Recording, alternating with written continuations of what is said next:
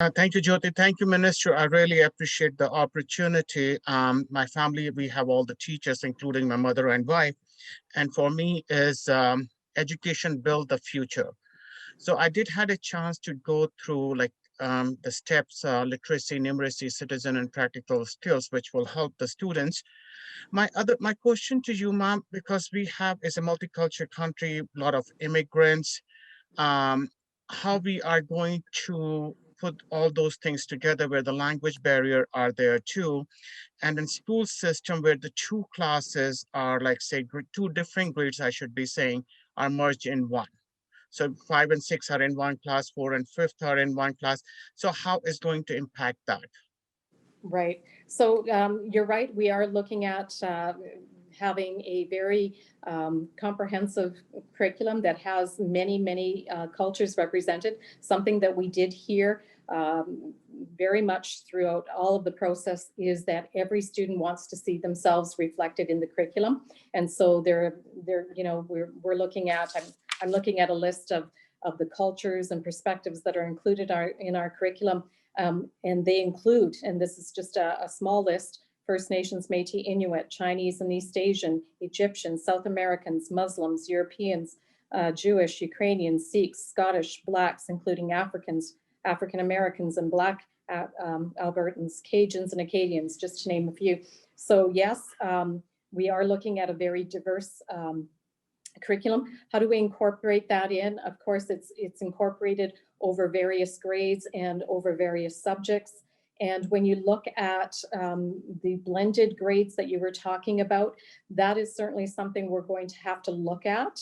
Of course, if there is a teacher that is wanting to pilot the program, we would help them through that process. So we are looking to provide resources and professional development to teachers who want to pilot the program in all of the grades, kindergarten right through to grade 6, and help them through the process. And that will be one of the challenges if there are blended grades to help them through that. So we look forward to that opportunity to help those teachers.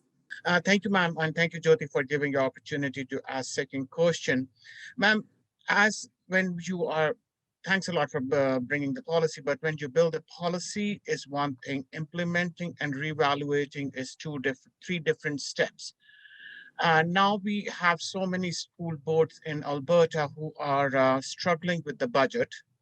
So how that is going to impact. And the second question, second part is how we are going to involve the parents. Like, the parent has to be educated also what the children are going to study so they can support at home.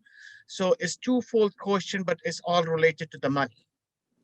Right. So I appreciate those questions, Sunny. And the first one on the budget, we've held harmless budgets for this upcoming school year. And very soon in the next few days, school boards, school authorities will receive their funding profiles as well as the funding manual. And I'll just highlight for you that in this current year, we held school boards harmless as well. And in fact, we are funding 730,000 students when in fact only 705,000 students have attended school. So school boards have budgets that are intact. And in fact, many of them were able to put away additional dollars into the reserves. We went from $363 million in reserves to $383 million as of the end of August of last year.